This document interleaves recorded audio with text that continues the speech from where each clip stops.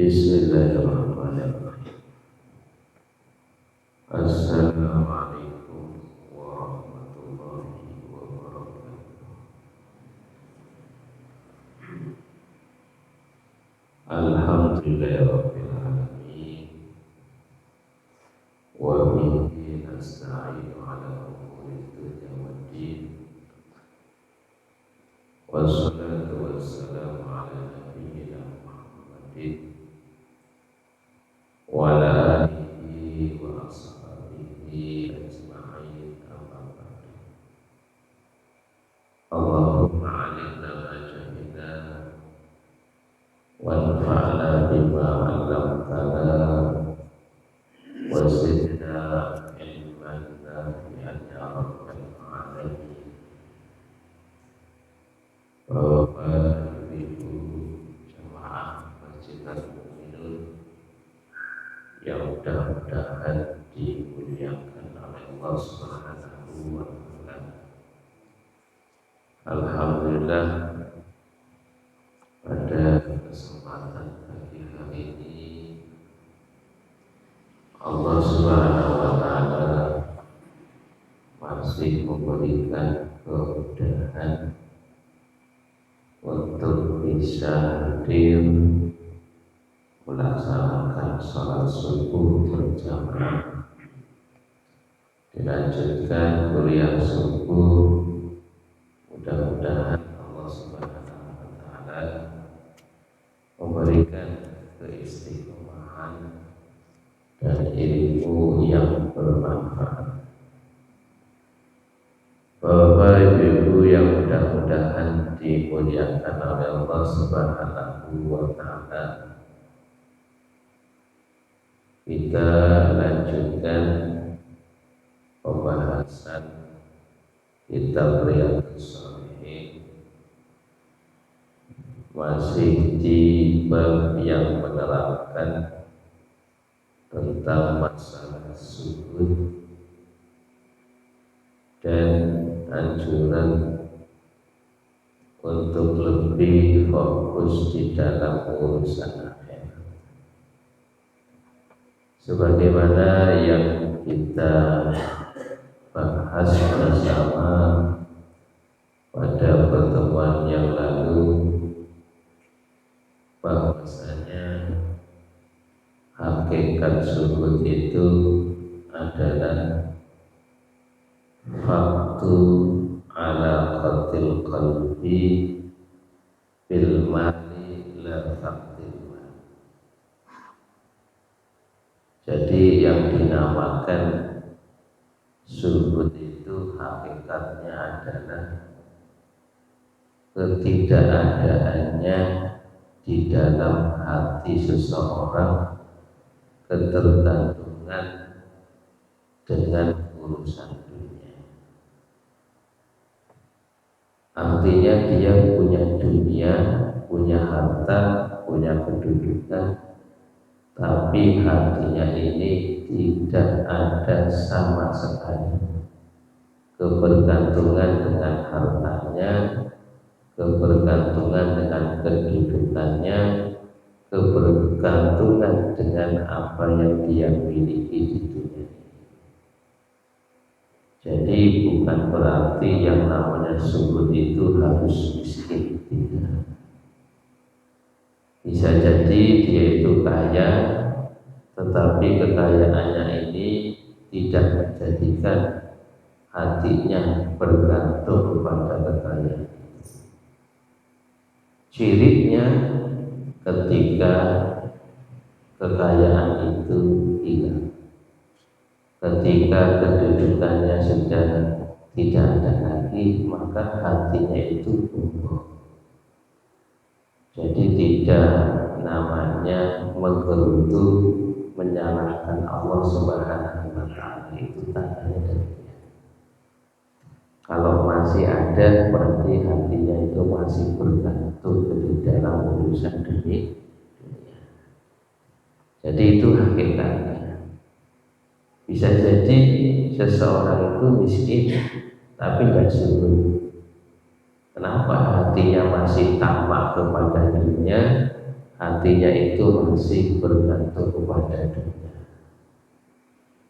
Bapak Ibu yang mudah-mudahan dimuliakan oleh Allah, kemudian Imam Nawawi rahimahullah taala di dalam bab zuhud ini menukil beberapa ayat yang intinya adalah bahwasanya Imam Nawawi ingin menjelaskan dengan ayat-ayat ataupun hadis-hadis tentang hakikat dunia. Maka di antara ayat yang beliau nukil adalah surat Al-Kahfi ayat 45-46. Ketika Allah Subhanahu wa taala berfirman, wadrib lahum masalal hayatid dunya kama in anzalnahu minas samai fakhtalata bihi nabatul ardi. Wadrib lahum, wahai Muhammad, buatkanlah kepada mereka perumpamaan kehidupan dunia. Kama in anzalnahu minas sama, itu seperti air yang kami turunkan dari langit. Fakhtalata bihi nabatul ardh, kemudian dengan air hujan tersebut tumbuh-tumbuhan yang ada di muka bumi ini menjadi subur. Fa'asbaha hasyiman, kemudian tanaman yang hijau, tanaman yang subur tersebut menjadi kering. Tadruhu ya, kemudian ketika kering, kemudian rontok, kemudian diterbangkan oleh angin. Jadi para ulama ahli tafsir itu menerangkan Allah Subhanahu wa taala mengumpamakan kehidupan dunia ini seperti air hujan yang turun ke muka bumi ini. Dengan air hujan itu Allah tumbuhkan tumbuh-tumbuhan, yang mana tumbuh-tumbuhan itu subur, menghijau, kemudian membuahkan hasil, baik itu berupa buah-buahan ataupun berupa makanan yang memang sangat dicintai oleh manusia. Ketika tanaman-tanaman itu subur, ketika tanaman-tanaman itu hijau, ketika tanaman-tanaman itu menghasilkan, sehingga manusia itu menjadi senang, sehingga manusia itu menjadi bahagia. Nah, kemudian tiba-tiba Allah Subhanahu wa taala menjadikan tanaman yang hijau itu tumbuh-tumbuhan yang diharapkan hasilnya oleh manusia, tiba-tiba Allah jadikan kering. Sehingga ketika kering, daunnya rontok menjadi layu, tanaman itu tidak bisa dimanfaatkan, sehingga diterbangkan oleh angin dan tidak membuat manfaat bagi manusia. Jadi artinya apa? Dunia ini pada saat tertentu hijau, pada saat tertentu itu bisa menjadikan mata ini menjadi tertarik melihatnya, kemudian seketika tiba-tiba Allah menjadikan tumbuh-tumbuhan ini tanaman-tanaman ini yang tadinya hijau menjadi kering, kemudian hancur dan rontok, tidak bermanfaat lagi. Ini adalah namanya tasbih. Kalau di dalam ilmu Al-Quran itu ada yang namanya masal. Masal itu adalah perumpamaan.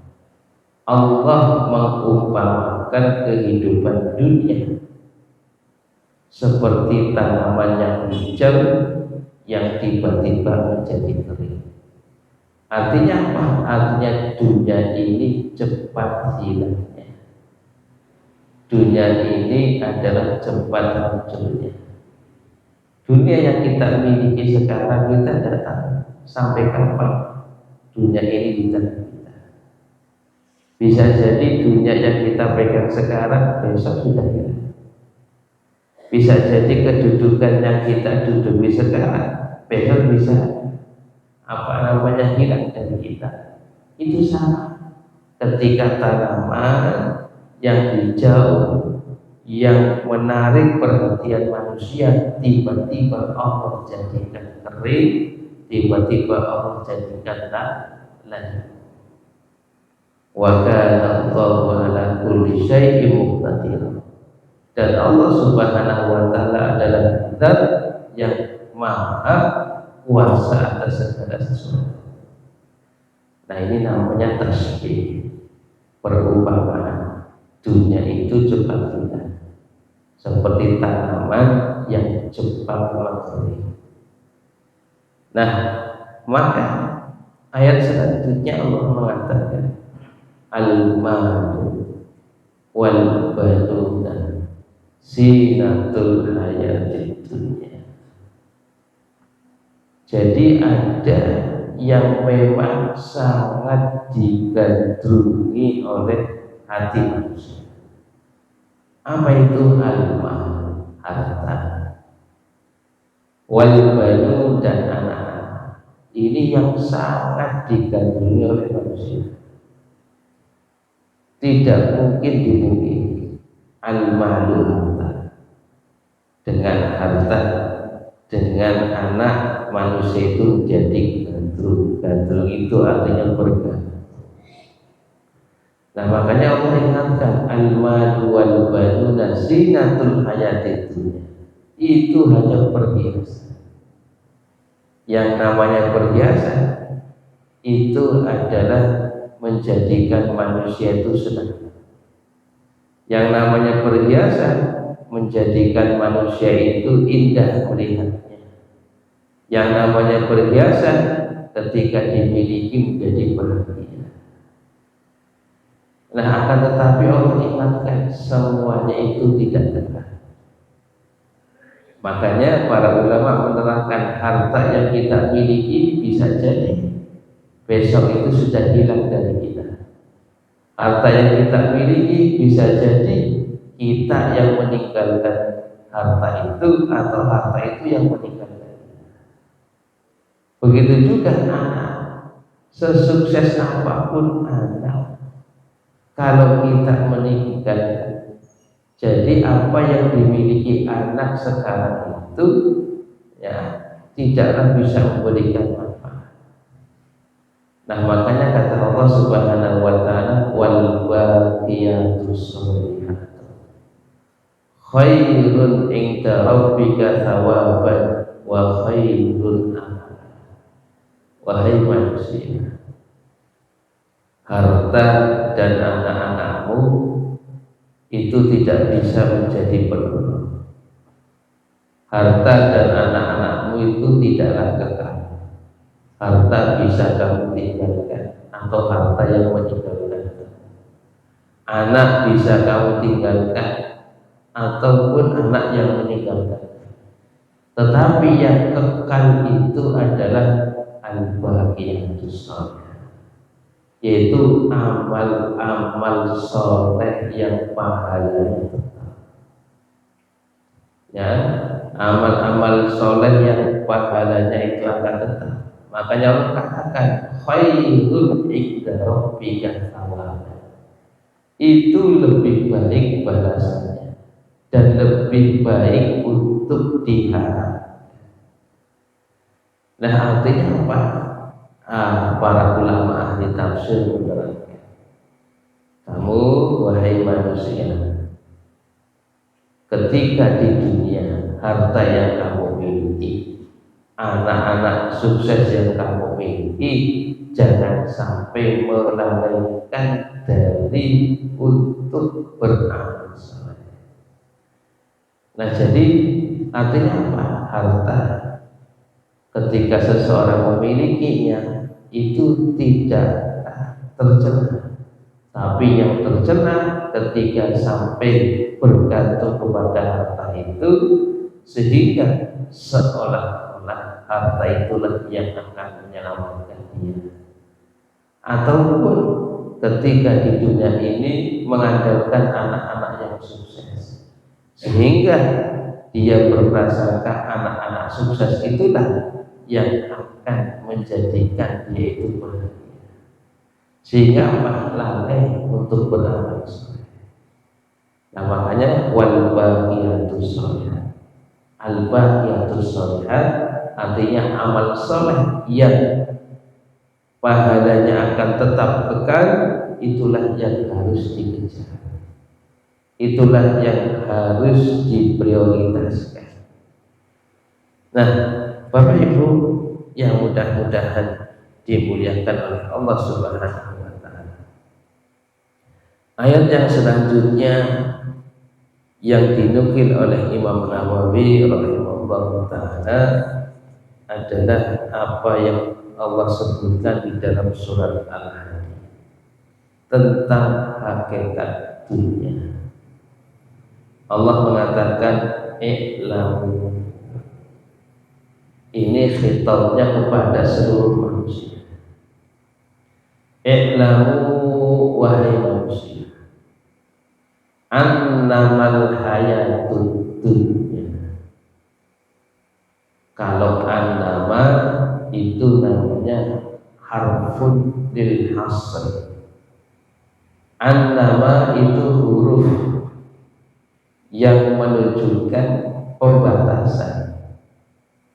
Jadi annamal hayatud dunya hanya saja kehidupan dunia itu laibun walahun wazinatun wa tafakhurun bainakum wa takatsurun fil amwali wal aulad. Ini hakikat dunia, kata Allah. Wahai manusia, ingat, dunia itu hanyalah la'ibun permainan, walahun sedaguan, wazinatun perhiasan, watafakhurun bainakum dan berbangga-banggaan di antara kalian, watakatsurun dan saling berlomba di antara kalian fil amwali wal aulad, dalam urusan harta dan dalam urusan kesuksesan. 5. Makanya luar biasa, Imam Fakhrur Razi itu di dalam tafsirnya Mafatihul Ghaib itu mengatakan, dunia Allah itu sifati dengan 5 perkara. Yang pertama itu laibun, permainan. Maka beliau menggambarkan sebagaimana anak kecil ketika mereka itu bermain apa saja. Kemudian setelah bermain, anak itu menjadi lelah. Ketika lelah itu hilang, maka tidaklah bermanfaat lelahnya itu. Sehingga apa? Permainan anak kecil itu artinya cepat bosan dan juga capek yang memang tidak memberikan manfaat. Itu namanya laibun. Jadi laibun itu artinya permainan. Sebagaimana anak kecil itu bermain kemudian capek. Yang capeknya itu tidak memberikan faedah apapun. Dan permainan itu cepat menjadi bosan. Ya namanya dunia itu demikian. Coba anak kecil itu ketika mainan ini bosan ditinggalkan, ganti mainan baru. Kemudian apa? Cepat bosan ditinggalkan lagi, beli mainan baru. Itu dunia. Makanya tidak usah heran yang namanya orang itu gonta-ganti mobil, gonta-ganti motor itu dunia. Ya, cepat bosannya.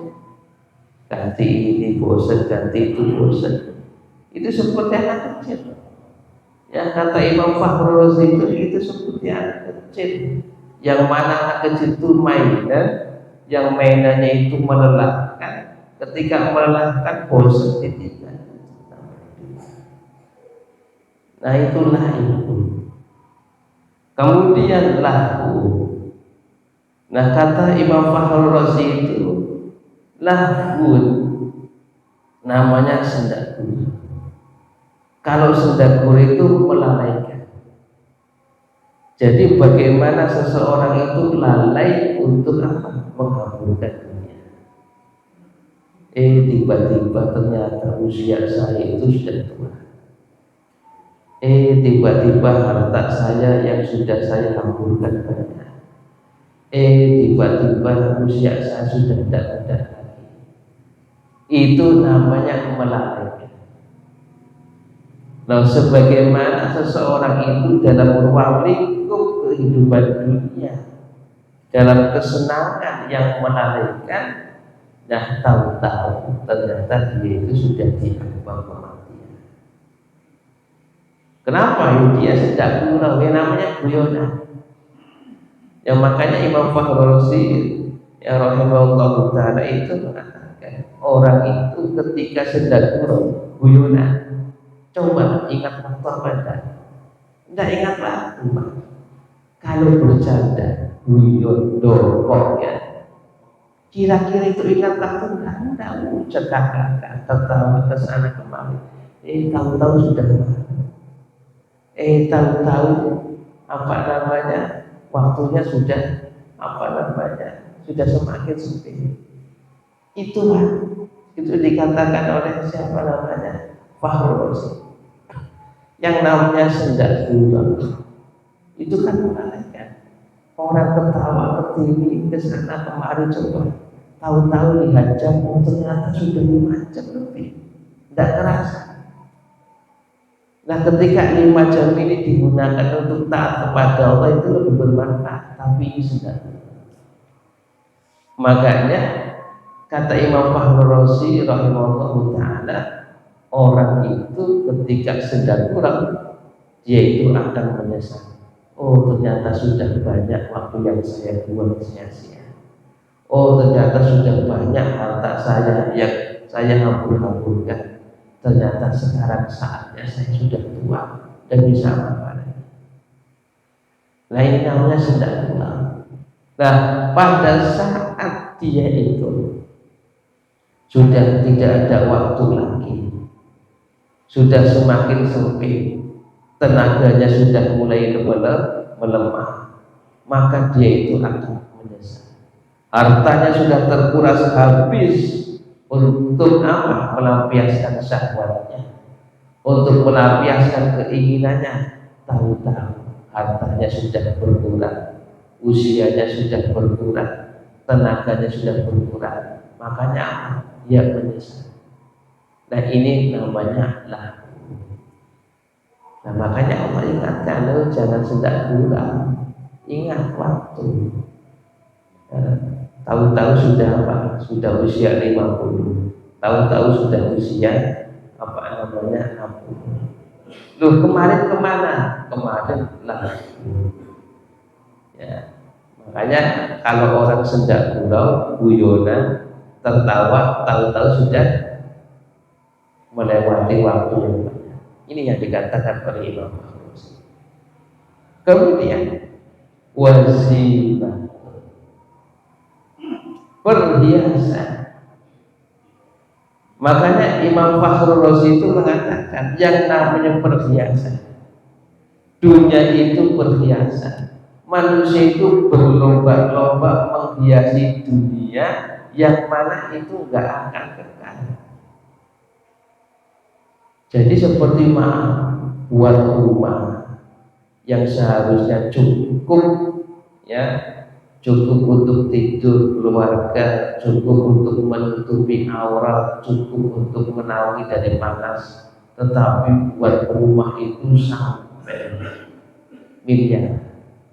Padahal fungsi rumah itu cukup apa? Untuk menaungi apa? Panas dingin, untuk menutup aurat keluarga itu. Tapi ini bikin rumah, ya, boleh, tapi jangan kebangetan. Ya, boleh bikin rumah yang besar boleh, tapi ingat, tidak boleh berlebihan. Ya, makanya berlomba-lomba rumahnya diperbagusi. Yang sebenarnya itu hanya sederhana, bisa, tapi tidak. Nah, makanya zina ini yang memang sebenarnya itu tidak akan kekal, tapi biasa. Nah, ini namanya dunia. Yang makanya tidak usah heran, banyak orang yang memang seharusnya rumahnya sederhana bisa, tapi apa dibuat, ya, dihiasi yang lebih.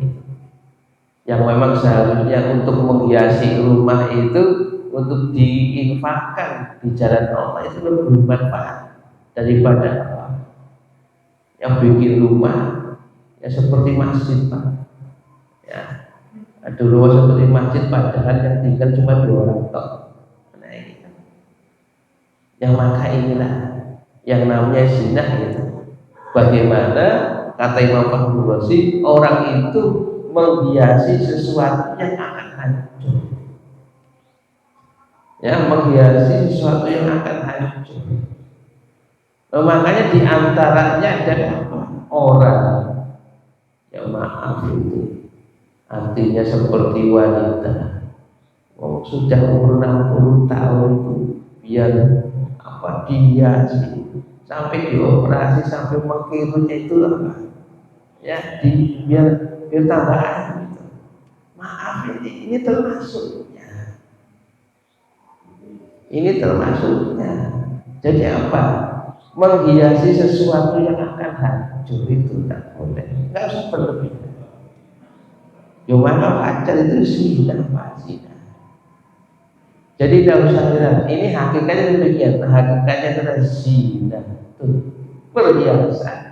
Menghiasi sesuatu yang akan hancur. Lu banyak contohnya. Seharusnya seseorang itu dalam pakaian itu cukup untuk menutup aurat. Tapi apa? Dihiasi lagi, namanya zina. Beli pakaian yang memang apa? Untuk model. Itu sama juga. Nah, makanya ini tidak usah heran, itu zina.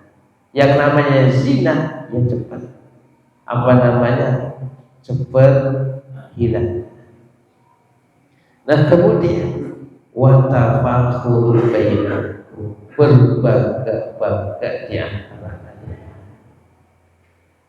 Makanya kata Imam Fakhrul Razi, orang itu di dunia berbangga-bangga dengan sesuatu yang akan hilang. Orang itu ketika di dunia itu berbangga-bangga dengan sesuatu yang akan hilang. Seperti apa kata Imam Fakhrul Razi? Seperti berbangga dengan nasab. Seperti orang berbangga dengan apa? Dengan kekayaan, dengan kemampuan, dengan harta. Artinya apa? Ya ini wajar, ini kehidupan dunia ini. Kalau orang menceritakan saya punya perusahaan ini, saya punya harta segini, saya punya ini, saya punya anak sukses seperti ini, ya itu dunia. Ya, anak saya yang pertama jadi, ya alhamdulillah, ya bisa kirim tiap bulan 1 miliar, gitu. Itu biasa, itu dunia, Pak. Anak saya ini yang nomor 2 ya sekarang lagi S2, S2-nya di mana? Di Amerika. Wah, itu dunia. Biasa itu dunia. Jadi tafakhur artinya apa? Berbangga-banggaan. Makanya berbangga-banggaan dengan sesuatu yang akan hilang. Berbangga dengan harta, harta itu akan ditinggalkan. Berbangga dengan kedudukan, kedudukan akan lengser. Berbangga dengan anak yang sukses, anak yang sukses itu akan ditinggalkan. Itulah yang dikatakan oleh siapa? Oleh Imam Maghribi. Manusia di dunia ini berbangga-bangga dengan sesuatu yang akan hilang.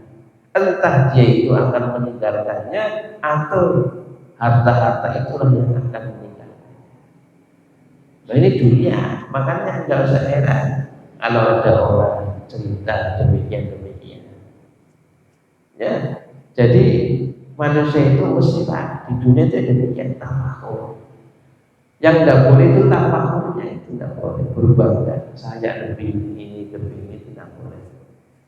Nah, kemudian watakasurul fil amwali wal aulad. Ini hakikat dunia itu apa? Berlomba-lomba untuk apa? Memperbanyak uang. Berlomba-lomba untuk mensukseskan anak di dalam urusan dunia. Itulah dunia. Jadi dunia itu apa? Manusia berusaha bagaimana hartanya banyak. Manusia berupaya untuk bagaimana anak itu sukses dalam urusan dunia. Itulah dunia, Pak. Makanya jarang sekali yang memang yang manusia itu yang berlomba-lomba untuk mensukseskan anak di dalam urusan akhirat. Itu jarang. Mana kadang-kadang menjadi doktrin ya, nah kamu sekolah, nanti kalau kamu sekolah ya kamu kerja, kamu dapat duit, kamu sukses, gitu. Sudah menjadi doktrin. Ya, tidak ada yang nah kamu sholat, ya, nah kamu ngaji. Sehebat apapun prestasi dunia itu akan hilang, tetapi prestasi akhirat itu akan kekal. Kira-kira ya yang lebih banyak mana? Yang lebih akhir sekolah, ambil pinter, ya, terus saya bilang kerjanya apik, bisa ngerewani orang tua, anak kita. Itu doktrin, ya, yang kalau memang doktrinnya semua kayak itu salah. Kenapa salah? Karena itu mengajarkan anak itu apa? Tergantung kepada apa? Kesuksesan urusan dunia.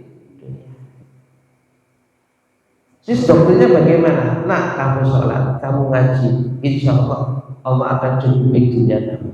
Itu doktrinnya. Sesukses apapun, ya, prestasimu di dunia tidak akan mengalahkan prestasi kamu di akhirat. Nah, itulah jadi yang memang dunia yang kayak gitu, takasurun fil amwali wal aulad. Artinya berlomba bagaimana mengumpulkan dunia dan juga bagaimana bisa mensukseskan anak dalam urusan dunia. Itu mesti tak, makanya laibun walahun wazinatun watafakhur bainakum watakatsur fil amwali wal aulad. Semuanya kata Imam Maghribi itu akan. Nah, kemudian lenyapnya yang demikian itu Allah katakan kama salil ghaisin a'jabal kufara nabatu thumma yahiju fatarahu musfarra thumma yakunu khudama. Kata Allah, itu seperti air hujan. air hujan yang membasahi bumi, yang ketika membasahi bumi ini ada petani-petani itu yang menggarap sawahnya, menggarap kebunnya, ya, kemudian dengan usaha yang sangat keras, akhirnya apa? Allah turunkan hujan. Dengan hujan itu tanamannya menjadi subur, menghijau, kemudian dilihat, oh buahnya banyak, oh ini akan menghasilkan. Dan ketika hendak dipanen, ketika hendak dipetik, kemudian Allah jadikan tanaman ini menjadi kering, tanaman itu menjadi layu, kemudian ketika layu kemudian hancur, tidak bisa dipanen. Itulah hakikatnya. Makanya kadang-kadang ya ketika orang itu dalam puncak kejayaan di dalam hartanya, tapi dia tidak bisa menikmati harta. Kenapa? Sakit, Pak. Yang ada orang di tingkat kejayaannya sakit, dan bisa menikmati dunianya. Kemudian apa? Meninggal. Setelah meninggal, hartanya tidak menjadi miliknya dan dibawa di akhirat akan menjadi harta waris. Orang di dalam tingkat kedudukan yang tinggi, kemudian tahu-tahu Allah turunkan sehingga dia terjatuh dalam kedudukan yang paling hina. Ada juga yang demikian. Makanya apa? Dunia itu cepat lenyapnya. Nah makanya Allah Subhanahu wa ta'ala mengingatkan, wa fil akhirati adzabun syadid wa maghfiratun minallahi wa ridwan. Ingat, kalau kamu lalai dengan urusan dunia kamu, lalai dengan urusan ya kekayaan, kedudukan, harta dan anak-anak kamu, sampai meninggalkan ibadah, sampai meninggalkan taat kepada Allah, ingat, nanti di akhirat itu ada siksa yang dahsyat. Akan tetapi ada juga pengampunan dari Allah dan keridhaan dari Allah. Azab yang syadid, azab yang dahsyat itu bagi orang yang lalai. Akan tetapi maghfirah, ampunan dan keridhaan itu bagi orang yang taat kepada Allah Subhanahu wa ta'ala dan tidak terlalaikan dengan urusan dunia. Nah makanya ini akan selamat bagi orang yang subur, ya, akan selamat bagi orang yang subur. Suksesnya anak tidak menjadikan dia itu bergantung kepada anak, tetap dia itu bergantung kepada Allah. Banyaknya harta tidak menjadikan dia lalai dari Allah Subhanahu wa ta'ala, justru dia itu akan semakin dekat dengan Allah. Ya, kemudian semakin tinggi kedudukan, ketika dia zuhud akan menjadikan dia semakin tawadu dan akan menjadikan kedudukan itu tidak bergantung kepadanya, justru lebih taat kepada Allah Subhanahu wa ta'ala. Maka Imam Nawawi ingin menyampaikan, dunia beserta hakikatnya akan selamat darinya siapa? Orang-orang yang zuhud, orang-orang yang hatinya itu tidak gantung kepada apa diri dunia. Itu yang akan menyelamatkan, Pak. Ya, yang akan menyelamatkan. Makanya kadang-kadang juga orang itu mengejar kedudukan. Setelah mengejar kedudukan tidak nyampe, akhirnya stres, Pak. Ya, orang itu dengan upaya bagaimana mengejar kedudukan, akhirnya nggak nyampe, stres. Itu menyekolahkan anak sampai setinggi-tingginya, ternyata anaknya nggak sukses, stres juga, Pak. Kenapa? Yang ketiga menyekolahkan anaknya dengan tujuan apa? Anaknya sukses dunia, sehingga apa? Bisa balik lagi untuk bisa membantu dirinya. Ternyata ketika anaknya dikuliahkan tidak sukses, stres Pak. Nah makanya demikian, ini akan selamat. Siapa yang akan selamat? Bagi orang yang sujud.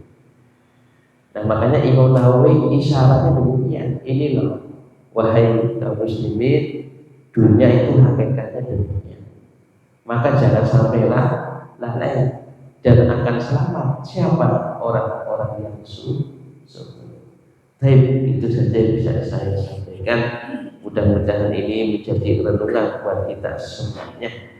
Kita akhiri subhanallahumma wa bihamdika asyhadu an la ilaha illa anta astaghfiruka wa atubu ilaik. Assalamualaikum warahmatullahi wabarakatuh.